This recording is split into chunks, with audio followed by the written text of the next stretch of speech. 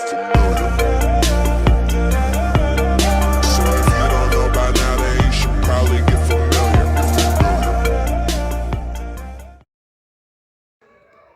எல்லோருக்கும் வணக்கம். Welcome to Mallika Narayanan YouTube channel. இந்த வீடியோ நம்ம என்ன பார்க்க போகிறோன்னா, எப்படி நெல்லிக்காய் ஊறுகாய் செய்கிறதுன்னு பார்க்கலாம். அதுக்கு தேவையான இன்க்ரீடியன்ட்ஸ் செய்கிறது வந்து நெல்லிக்காய் ஊறுகாய் செய்கிறேங்க. இதில் வந்து அரை நெல்லிக்காய், சின்ன நெல்லிக்காய் எடுத்திருக்கேன், ஒரு கப் எடுத்திருக்கேன்.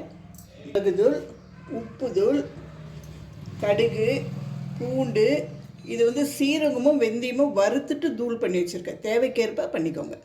எண்ணெய், கடாய் வச்சுருக்குங்க. அது காஞ்சோடனே எண்ணெய்,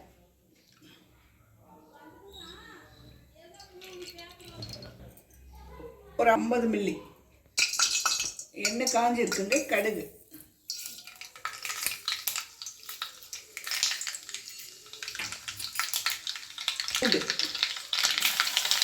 பூண்டு பூண்டு போட்டிருக்கேன். ஒரு 10 பில் பூண்டு போட்டிருக்கேன். இந்த நெல்லிக்காயை கொட்டி இது வந்து எண்ணெயில் நல்லா வதங்கணுங்க. வதங்கின பின்னாடி தான் மிளகா தூள் அதெல்லாம் போடணும். இந்த அளவுக்கு வதங்கணுங்க. அந்த ஈரப்பசல்லாம் போயிடும். வெட்டி கொஞ்சோண்டு பெருங்காயத்தூள் போட்டுக்கோங்க. பெருங்காயத்தூள் கொஞ்சம் போட்டுக்கோங்க. ஸ்லோவில் வச்சுட்டு மிளகுத்தூள் போடுங்க.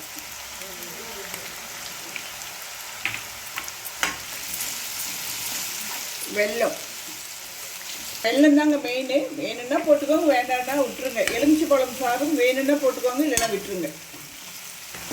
அது ரெண்டும் போட்டால் நல்லாயிருக்கும். போட்டாங்க. உப்பு தூள்,